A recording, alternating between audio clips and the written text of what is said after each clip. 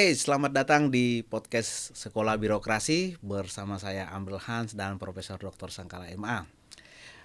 Kali ini Prof, kita masih membahas tentang seputar 8 area perubahan, tapi kita fokus pada manajemen sumber daya aparatur. Momennya tepat ini Prof, karena saat ini pemerintah sudah lagi membuka lowongan penerimaan pegawai negeri sipil, baik PNS maupun P3K. Ini kita kaitkan dengan sistem merit, Prof. Karena sistem merit lagi masih banyak yang bermasalah. Tapi sebelum kita membahas lebih jauh, alangkah baiknya Prof menjelaskan dulu apa yang dimaksud dengan merit system atau sistem merit. Iya, baik. Tadi berkaitan dengan momen di mana pemerintah membuka lowongan CPNS. Ya, betul. Itu memang sebenarnya bagian dari titik anjak untuk menemukan calon-calon pejabat di dalam birokrasi itu yang memang sejak awal diatur sedemikian rupa supaya nanti proses ketika menerapkan sistem merit itu tidak kesulitan sebenarnya. Karena itu dalam sistem perencanaan pegawai itu merupakan bagian dari sistem merit sebenarnya. Karena bicara mengenai rekrutmen. Tetapi sistem merit sendiri sebenarnya itu kita bisa maknai dari dua pemahaman. Pemahaman pertama tentu berkait dengan konsep atau teori. Ya. Dan spesifik yang kita gunakan di Indonesia tentu harus mengacu pada regulasi. Ya. Benar. Nah, secara konseptual itu sistem merit itu dimaknai sebagai rekrutmen ya dan promosi pegawai yang dilaksanakan berdasarkan kemampuan di dalam melaksanakan tugas, bukan dikarenakan oleh koneksi politik. Jadi sebenarnya memang ini yang terutama ditekankan di dalam tujuan dilahirkannya Undang-Undang ASN.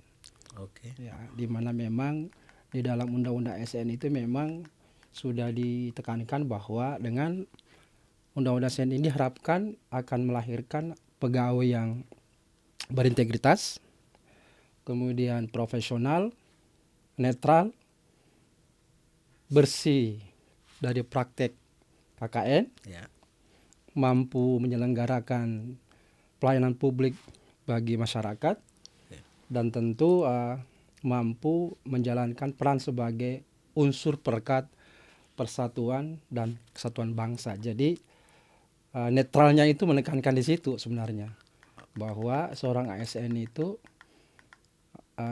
diharapkan terpilih bukan karena koneksi politik.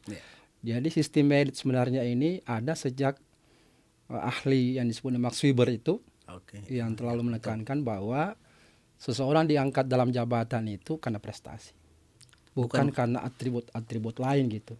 Ini kebalikan dari spoil system. Nah, spoil system itu kalau kita lihat secara konseptual itu sistem di mana jabatan di pemerintahan itu diisi oleh teman-teman, keluarga atau pendukung partai yang berkuasa. Nah, itu yang saya kira menjadi topik kita kali ini, karena pertanyaan besarnya mengapa sistem merit sulit sekali diterapkan di pemerintah daerah gitu. Betul, sangat sulit, Prof. Nah, karena ini berkawin-mawin dengan sistem rekrutmen kepala daerah itu yang memang sangat kental dengan unsur politik gitu kan. Nah, ini yang jadi masalah sebenarnya. Jadi sistem merit secara konseptual ini ingin memastikan sebenarnya bahwa rekrutmen pejabat itu dilaksanakan secara fair, secara adil dan kompetitif, serta bebas dari pengaruh politik maupun faktor-faktor lain, sehingga pejabat yang terpilih itu adalah mereka yang benar-benar kompeten, jujur, berintegritas, dan berkinerja tinggi. Tentu ini tidak mudah tanpa harus didukung oleh sistem rekod yang baik mengenai jejak daripada calon-calon pejabat gitu. Berarti ini Prof yang dikemukakan tadi Prof katakan bahwa ini sejalan dengan salah satu tokoh yang pernah menerapkan mengumumkan tentang Max Weber, bahwa ini masih kondisi sekarang masih relevan nih Prof ya, mencari tokoh-tokoh yang ideal atau aparatur yang ideal untuk ditempatkan pada posisi-posisi yang kompeten seperti itu Prof. Iya, jadi ini kan sekitar 1920-an ini kan konsep ini sudah ada. 1920-an. Iya. Di negara-negara maju pasti ini sudah merupakan perhatian penting, kan? Karena itu negara-negara maju memang diupayakan supaya birokrat itu netral. Tapi kita ini kan susah gitu kan, karena walaupun disadari itu, sehingga kemudian kita lihat ada undang-undang ASN kan, yang dikeluarkan 14 itu yang memang ingin menerapkan sistem merit itu. Nah ini yang sebenarnya menjadi perhatian saya kira, terutama para pengambil kebijakan, di mana sistem rekrutmen kepala daerah itu sangat berperan penting di dalam membuat birokrasi itu diisi oleh orang-orang yang profesional. Karena kita tahu bahwa para kepala daerah terpilih tidak semuanya kan kompeten gitu ya, dalam artian memahami dengan baik manajemen pemerintahan. Betul Prof. Dan bukan rahasia lagi bahwa mereka terpilih itu karena popularitas, bukan karena track record yang dipersiapkan dengan baik oleh partai politik yang kemudian diajukan di dalam pencalonan kepala daerah itu, lalu rakyat memilih bisa tutup mata. Karena artinya partai politik itu memang sudah mempersiapkan dengan baik, ada sistem merit di dalam sistemnya mereka untuk melahirkan orang-orang memang selain memang memiliki kompetensi dalam memimpin, juga memahami dengan baik mengelola pemerintahan. Karena nanti ini kan menjadi di dalam undang-undang itu pejabat pembina kepegawaian. Iya betul, pembina kepegawaian. Nah itu orang tunggal di dalam kepala daerah itu yang menentukan siapa yang layak untuk menduduki sekian banyak jabatan. Oke, sebelum kita melangkah lebih jauh lagi Prof, pemirsa mungkin saja tadi disebutkan oleh Prof Sangkala tentang Undang-Undang ASN. Sekedar informasi saja bahwa Undang-Undang ASN ini nomor 5 tahun 2014 baru disahkan. Tadi Prof dari 1920-an Max Weber sudah menyinggung tentang itu, dan Indonesia baru diterapkan secara regulasi Prof ya. Tahun 2014. Sekian rentangnya itu Prof. Pertanyaan saya sekarang Prof, bagaimana sistem merit di Indonesia setelah adanya undang-undang tersebut? Ya masih berjuang keras gitu ya. Oh gitu. Walaupun di dalam undang-undang ASN itu diamanatkan ada Komisi Aparatur Sipil Negara, sebuah lembaga yang netral yang mengawasi proses jalannya rekrutmen para pejabat di semua level pemerintahan. Tetapi ya kita tahu tentu kemampuan mereka juga terbatas gitu. Apalagi yang isu yang sangat sentral sekarang ini, roh daripada undang-undang ASN itu, di mana diharapkan bahwa para pejabat terpilih itu bebas dari intervensi politik. Betul. Malah dengar-dengar mau dibubarkan. Oh. Jadi ini tentu sebuah malapetaka lah kalau menurut saya, karena siapa lagi yang akan menjaga? Hanya karena alasan mereka tidak berkinerja dengan baik dan sebagainya lah, dengan alasan berbagai macam argumen. Tetapi inti daripada undang-undang ASN itu kan salah satunya tadi selain berintegritas, netral kan, bebas dari intervensi politik. Iya betul. Nah kalau sudah tidak ada yang jaga, siapa lagi yang menjaga? Padahal kan amanat dari undang-undang ASN itu kan adanya KSN itu, Komisi Aparatur itu. Iya. Sementara itu isunya mau dibubarkan. Jadi apa yang kita harapkan supaya sistem merit itu bisa terlaksana agak mengkhawatirkan, karena mulai beberapa tahun belakangan ini KSN itu sudah melakukan evaluasi terhadap semua kementerian lembaga daerah itu, siapa-siapa yang dinyatakan sudah layak untuk menerapkan sistem merit, dan itu mereka diberi sertifikat setiap tahun ya. Nah itu kan upaya-upaya mereka untuk memastikan dan mendorong sebenarnya bagaimana kementerian lembaga maupun daerah itu ya berupaya supaya memenuhi kualifikasi dan memenuhi kriteria seperti yang dipersyaratkan oleh undang-undang ASN. Saya ini Prof, ada data saya terkait tentang merit system ini. Ada 80 instansi yang sudah mendapatkan kategori sangat baik dan baik. Itu tahun 2020 Prof. Artinya ini dari apa namanya yang dari 2021 di apa Diumumkan diumumkannya yang untuk penilaian 2020. 2020 ya. Nah, jadi di sini ada 524 instansi pemerintah, belum termasuk lembaga non struktural ini, Prof, yang masih kategori belum menerapkan sistem merit. Iya. Bagaimana itu, Prof? Ya pasti kembali kepada ketidaksiapan mereka gitu kan. Memang di dalam Undang-Undang CSN itu pasal 111 memang memberikan peluang bagi kementerian lembaga maupun pemerintah daerah itu untuk sementara waktu sebelum diterapkannya dengan baik sistem merit itu untuk melakukan tahapan seleksi yang disebut dengan lelang jabatan. Oh iya. Nah, itu tapi itu kan sifatnya transisi sebenarnya. Tapi yang terjadi itu malah dipertahankan, bukan malah itu sebagai loncatan untuk menuju penerapan sistem merit. Ya. Nah ini yang kita pertanyakan kenapa? Karena justru transisi ini banyak sekali dimanfaatkan oleh kepala daerah dalam posisi dia sebagai pejabat pembina kepegawaian itu untuk menempatkan orang-orang yang relatif lebih banyak tadi apa yang dimaksud dengan merit system tadi itu keluarga.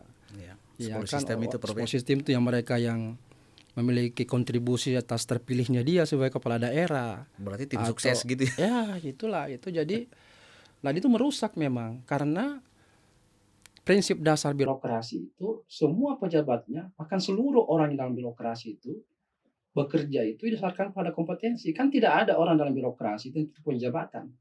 Semua punya jabatan, cuma terbagi dua kan, kalau bukan jabatan struktural, fungsional. Ya. Nah, tapi di struktural kan ada lagi tingkatannya lagi kan.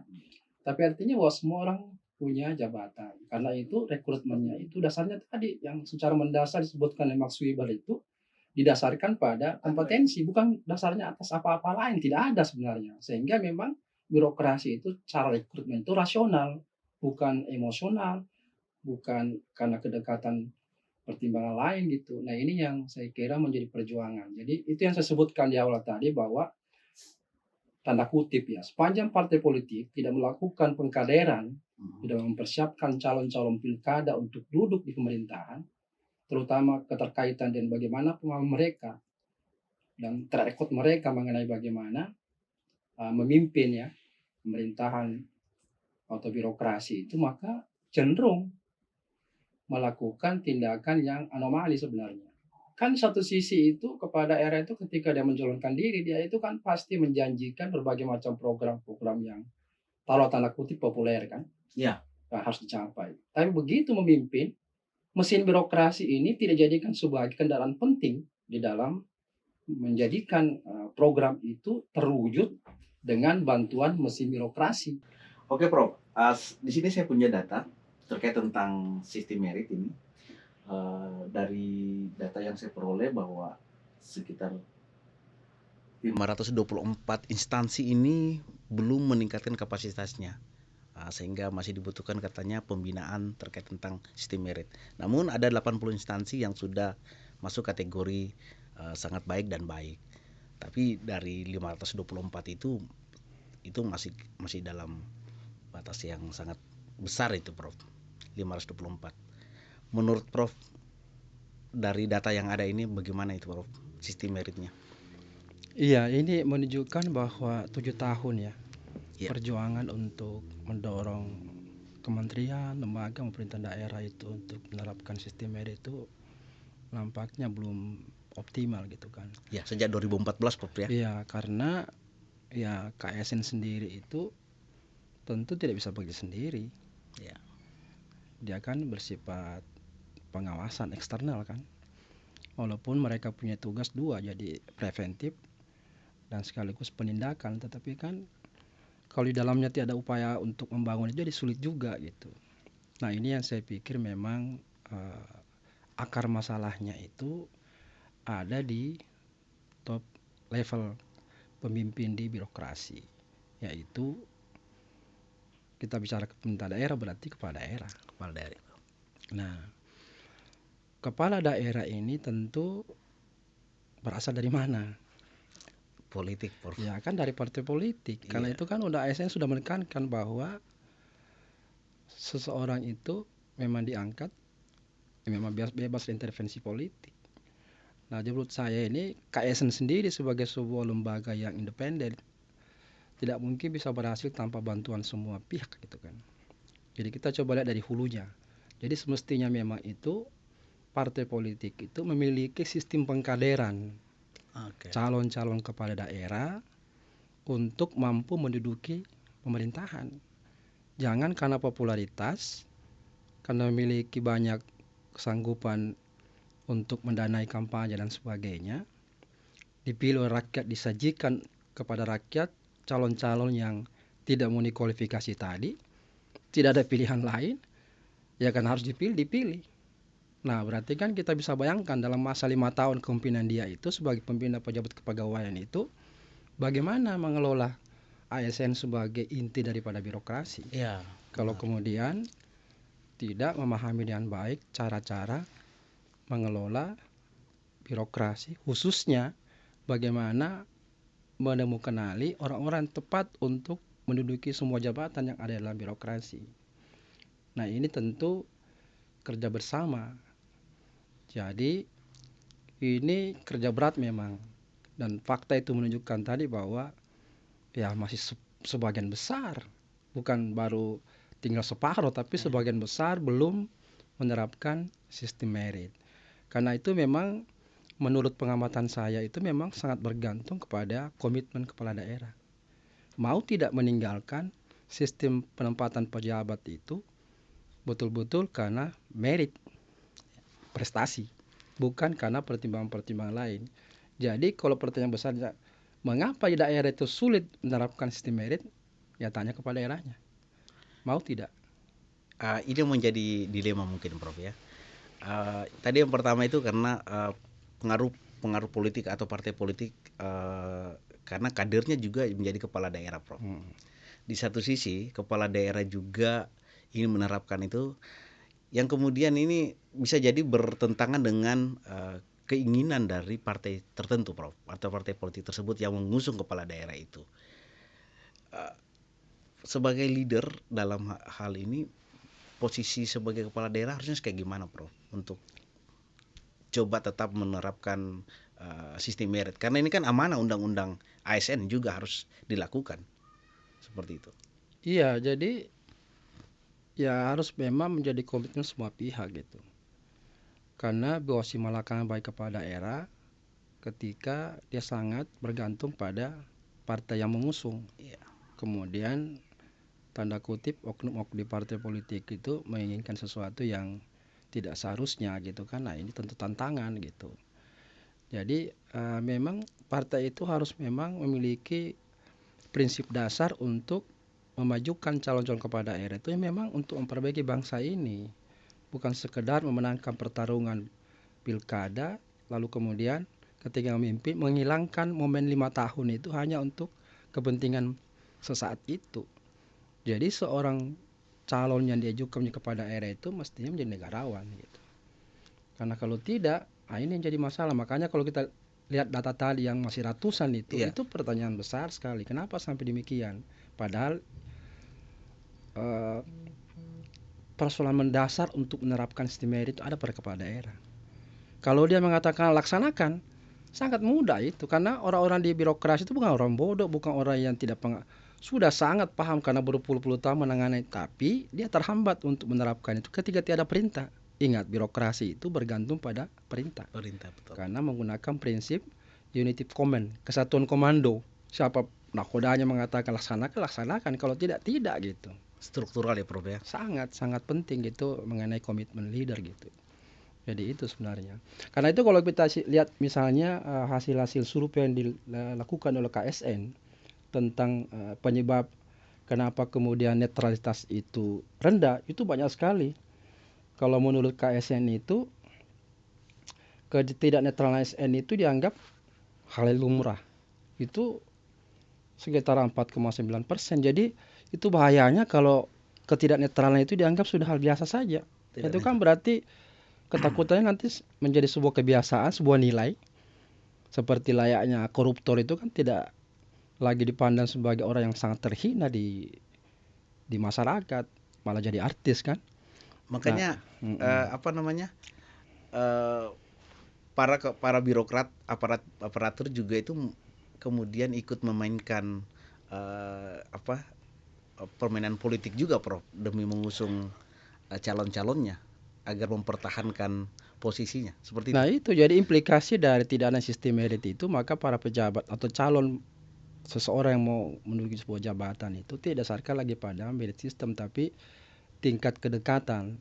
Jadi bagaimana cara bisa menembus kepala daerah ini atau kroni-kroni yang dianggap memiliki pengaruh kepada kepala daerah agar dia bisa memiliki jabatan tertentu gitu. Sehingga ya pendekatannya bukan pendekatan pada prestasi, tapi tingkat kedekatan. Nah ini tentu merusak sistem kan. Jadi Iya. membangun sebuah sistem merit itu memang tidak mudah, tapi diawali dari komitmen kepala daerah untuk memang ingin terbebas dari belenggu sistem pemilihan pejabat karena dasarkan pertimbangan KKN itu. Nah, kalau dia sadar sebenarnya bahwa janji-janji programnya itu harus tercapai, maka Ya. salah satu yang paling penting adalah bagaimana memanfaatkan mesin birokrasi itu secara efektif untuk memastikan bahwa janji-janji mereka kepada rakyat tercapai. Lewat apa? Tidak mungkin sendiri kan? Harus pakai birokrasi. Nah, birokrasi kan bergantung pada orangnya, siapa pejabatnya. Jadi kalau pejabatnya diangkat karena kedekatan, bukan karena prestasi, bukan karena kompetensi, bukan karena integritas, ya mau di apa kan? Akhirnya yang terjadi birokrasi sangat banyak mengkonsumsi APBD setiap tahun, tapi kinerjanya apa? Ya.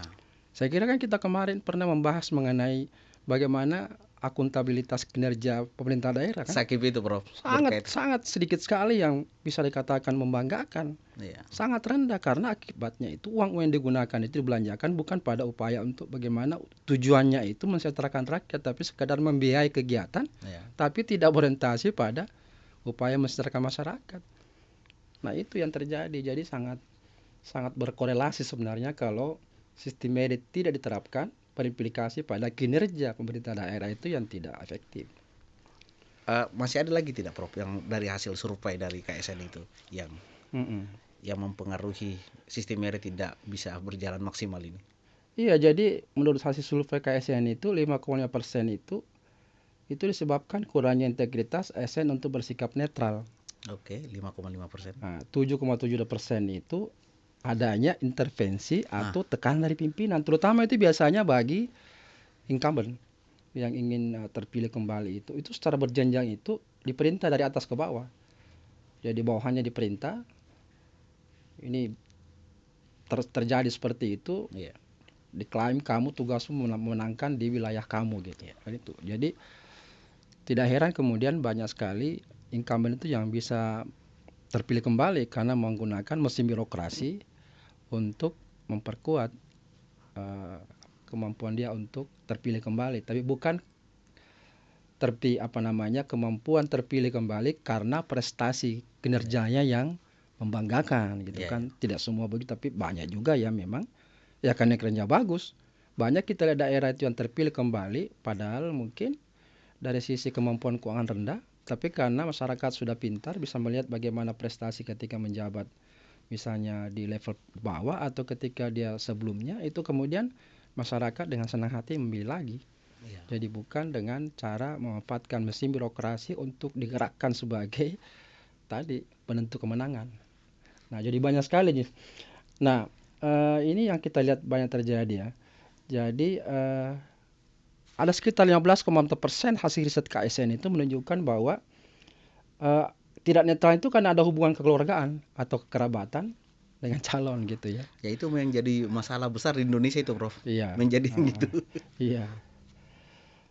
Atau lebih tinggi lagi itu 43,4% itu tidak netralnya karena ada motif untuk mendapatkan atau mempertahankan jabatan. Jadi orang kemudian tidak netral karena takut dipecat, Iya. takut mungkin nanti calon kepala daerah yang baru itu tidak sesuai dengan yang sekarang, maka dia berupaya untuk ikut turut tidak netral membantu calon kepala daerah itu untuk periode berikutnya supaya tetap terpilih dan dia akan aman gitu kan. Karena tidak sistem merit sebenarnya. Iya, tapi menjadi masalahnya karena mempertahankan itu juga, Prof. Kemudian calon kepala daerah itu juga kemudian mengambil mengancam mungkin, Prof, ya. Ini banyak terjadi ini, apalagi tahun 2020 kan barusan kita sudah melalui tahapan pesta pilkada yang kemudian itu banyak berita-berita di berbagai daerah itu tentang calon kepala dinas atau kepala OPD yang kemudian akan dilengserkan. Itu juga kemudian mempengaruhi kinerja sebenarnya, Prof. Pasti karena ketidakpastian. Jadi memang sebuah sistem merit itu akan jelas sebenarnya pola karir seseorang. Tapi kalau intervensi dari calon kepala daerah ini, Prof, yang kemudian dia menganggap bahwa ini tidak sejalan dengan visi saya sebagai kepala daerah, bagaimana itu? Nah, itu menyebabkan tidak stabil kan, menyebabkan dia mencari cara bagaimana mendekati pejabat pembina kepegawaian supaya dia bisa aman kan. Itu kan manusiawi kalau seseorang itu tetap ingin mendapatkan jabatan, tetapi kan diharapkan dalam sistem merit maupun secara konsep itu adalah kau bertahan di situ karena memang prestasi. Nah, ini masih jauh api dari panggang sebenarnya. Butuh perjuangannya luar biasa. Baru 7 tahun ini. Baru 7 tahun masih seberapa tuh tadi datanya kan sangat sedikit sekali. Sedikit. 81. 81 dari 500-an kan. 524. Coba bisa bayangkan. Artinya cuma 5% lebih kan. Kira-kira ada enggak, Prof, supaya posisi mesin birokrasi tetap berjalan dengan baik, orang-orang yang terpilih yang kompeten tetap di bidangnya masing-masing, mereka bekerja dengan ikhlas, profesional, kompeten di bidangnya. Namun kepala daerah juga terikat sama posisi regulasi atau apakah sistem sehingga kedua belah pihak ini sama-sama diuntungkan. Ya, saya kira memang pengawasan menjadi sangat penting. Misalnya KSN, itu KSN memang harus memiliki gigi gitu. Karena kadang-kadang kan rekomendasi yang diberikan tidak tindak kepada daerah kan. Nah, itu masalah juga. Jadi menurut saya itu harus diberi gigi bahwa dia bisa menindak dan apa yang menjadi rekomendasi dia terkait tindakan apa yang diberlakukan kepada kepala daerah yang menyimpang mestinya ditegakkan. Itu satu. Karena banyak kejadian kan rekomendasi keluar tapi tidak ditindaklanjuti, itu kan berarti ompong kan, akibatnya jadi kepala daerah lain enggak apa-apa gitu kan. Yang kedua, masyarakat juga harus diedukasi gitu kan untuk berani mengemukakan itu, termasuk pegawai, karena itu dalam sistem merit itu larangan dalam sistem merit itu ketika menghanguskan orang yang bertindak sebagai whistleblower gitu. Orang yang mengungkapkan adanya peristiwa di mana terjadi seperti itu. Nah, walaupun tidak diketahui siapa orang, tapi dia berani gitu kan. Nah, ini agak salah satu yang menghambat di dalam penerapan reformasi birokrasi itu, khususnya dalam kaitan itulah bagaimana membentuk atau mengangkat seseorang bertindak sebagai whistleblower gitu, yang berani mengungkap ya borok-borok di dalam gitu kan. Agak sulit itu. Sangat sulit memang. Nah, ini kan kecuali memang kepala daerahnya itu memang berkomitmen. Jadi selain tadi KSN diberi gigi, masyarakat juga cerdas. Secara internal juga pegawai ada keberanian, tapi yang terpenting komitmen kepada daerah. Itu intinya sebenarnya. Di antara komitmen itu tetap ada dukungan partai politik supaya lebih ini, Prof, ya. Jadi partai politik itu jangan mengendalikan kepala daerah dari mulai mencalonkan diri sampai ketika menjabat. Artinya kalau sudah terangkat, sudah alhamdulillah dia sudah terangkat kan, jadi kan negarawan, dia milik rakyat bukan milik partai lagi. Itu yang terpenting sebenarnya, tapi kan faktanya kan sudah terpilih masih juga punya. Katanya kan petugas partai, Prof. Nah, itu dia, itu yang jadi masalah. Padahal dia negarawan, dia dibiayai oleh rakyat kan. Iya, betul. Seluruh keperluan sampai dapur pun itu masih ditanggung negara. Kenapa harus jadi petugas partai? Ini kesalahpahaman dari seseorang yang dulu di partai politik untuk memandang kepala daerah itu petugas partai. Ya, karena mereka dipilih oleh rakyat, harusnya pengabdian kepada rakyat. Pada rakyat, yang biaya siapa? Kan katanya demokrasi dari rakyat, oleh rakyat, untuk rakyat. Tapi kok dari partai untuk partai? Nah, itu kan jadi karena diusung oleh partai, Prof. Nah, itu masalahnya, karena orang diangkat itu bukan orang memang kompeten. Ya, kalau kita lihat beberapa negara yang maju kan bukan orang partai malah yang jadi diusung jadi presiden, karena memang dianggap calon yang memenuhi kualifikasi untuk kemudian diusung oleh partai politik sehingga masyarakat dengan legowo menerima dia sebagai, karena memang track recordnya itu menunjukkan bahwa dia memang adalah orang yang qualified untuk menduduki jabatan itu. Jadi di samping ini Prof, di samping kita memperbaiki internal birokrasi yang netral dan segala macam, aspek eksternalnya adalah partai, kaderisasi partai juga perlu diperbaiki ya Prof ya. Paling hulunya di situ. Hulunya di situ. Hulunya di situ. Ini yang menjadi masalah ini Prof. Bagaimana ini? Apakah sejalan saja ataukah nanti ini kembali ke masyarakat mungkin ya? Kembali kepada masyarakat. Karena pemahaman mereka mengenai politik itu menjadi sangat penting. Nah, inilah proses yang sebenarnya dilematis sebenarnya, karena apa yang menjadi amanat substansi Pancasila maupun Undang Dasar sebelum diamandemen, ya, itu kan sangat beda jauh dengan praktek perpolitikan kita saat ini. Betul. Artinya semakin menjauh dari akar filosofi kebangsaan kita yang tertuang dalam Pancasila.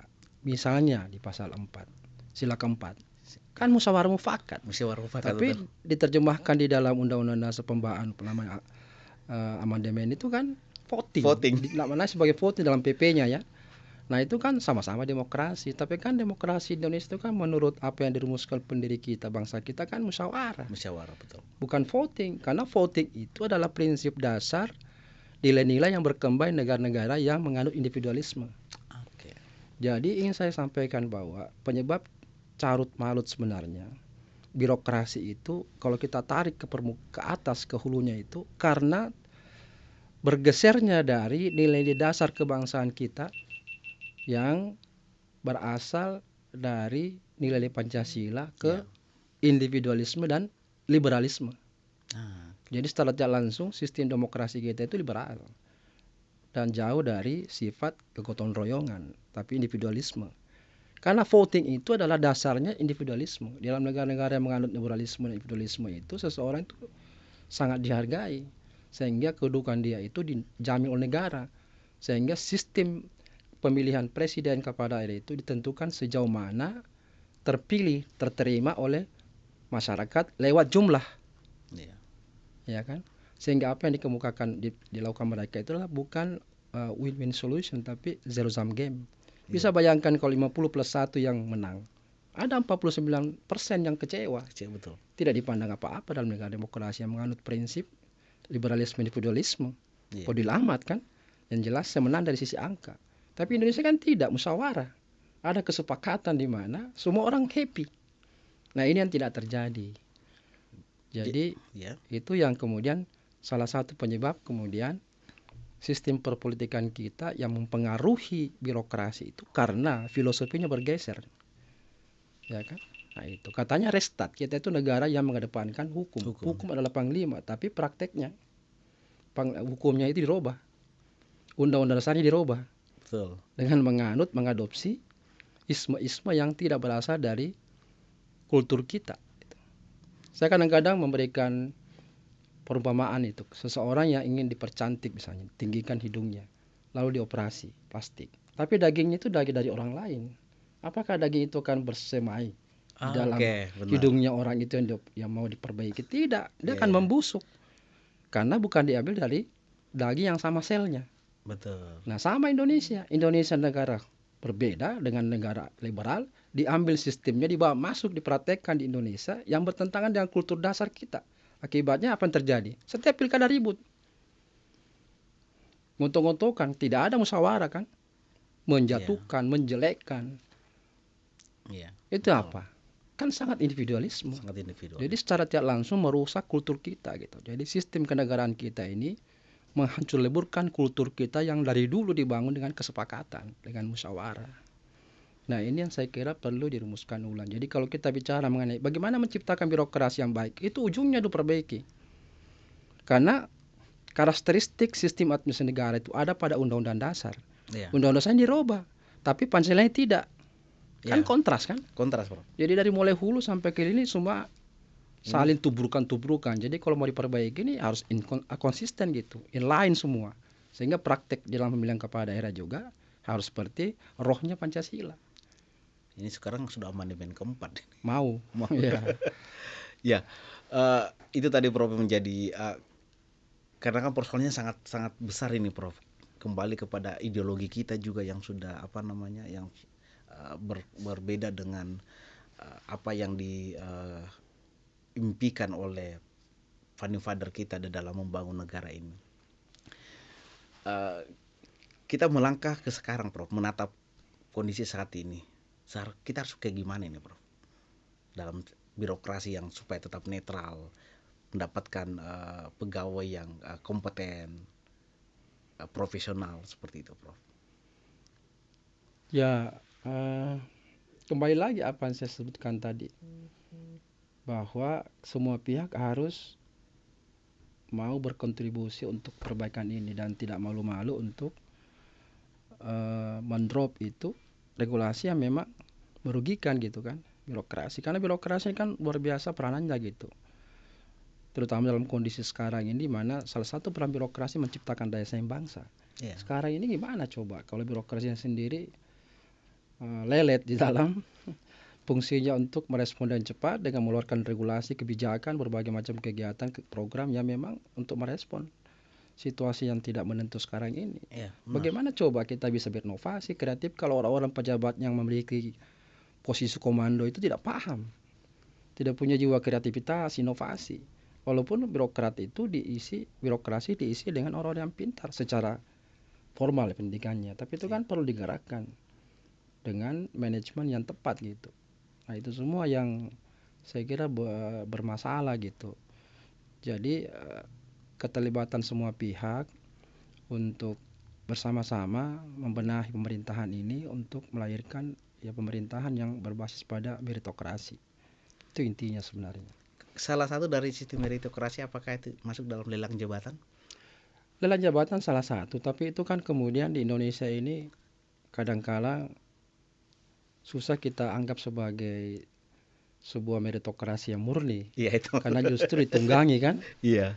Ditunggangi oleh pejabat bina kepegawaian, tim seleksinya juga ditentukan oleh kepala daerah sesuai dengan keinginan mereka siapa menjadi panitia seleksi gitu kan. Ya, ada sih kewajiban kepada KSN melapor bahwa akan begini, tapi kan proseleksi yang beri nilai siapa? Kan bisa diatur.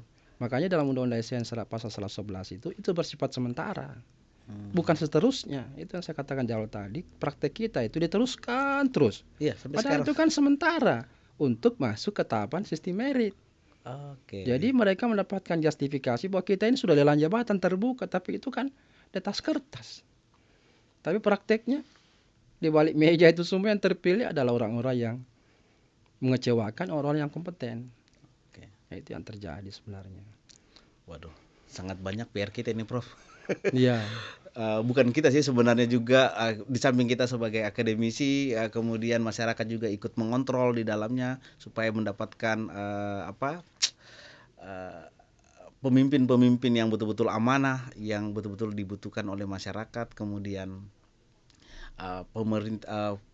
pemimpin daerah, kepala daerah juga harus paham ketika terpilih menjadi kepala daerah tidak lagi sebagai petugas partai, namun sebagai abdi negara, sebagai negarawan, seperti itu Prof ya. Ada mungkin tanggapan terakhir Prof tentang sistem merit ini? Ya, ini kan kita belum bicara mengenai caranya kan, baru Iya. pengantar gitu kan. Tapi paling tidak ini kerisauan kita bahwa di dalam kondisi dunia yang sedemikian disrupsi seperti sekarang ini, memang birokrasi menjadi sebuah institusi yang sangat penting peranannya.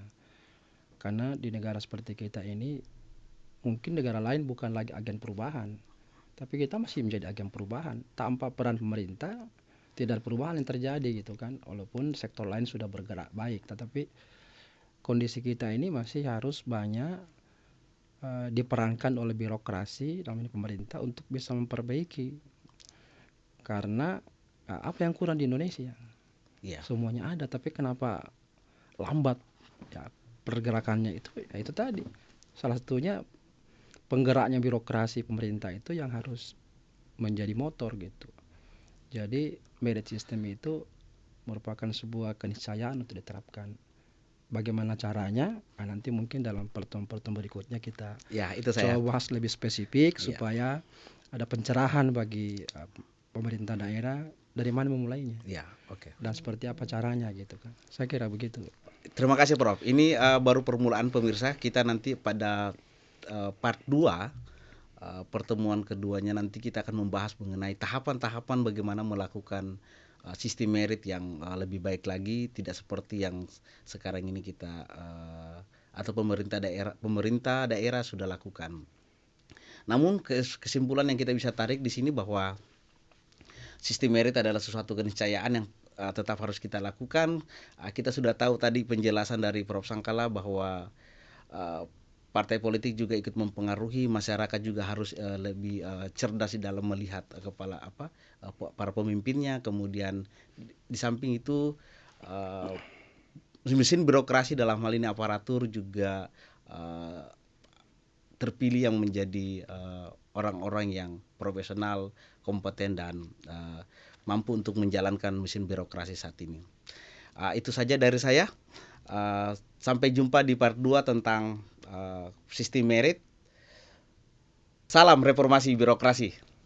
Diminum Prof kopinya. Oke, diseruput lagi ya. Seruput lagi.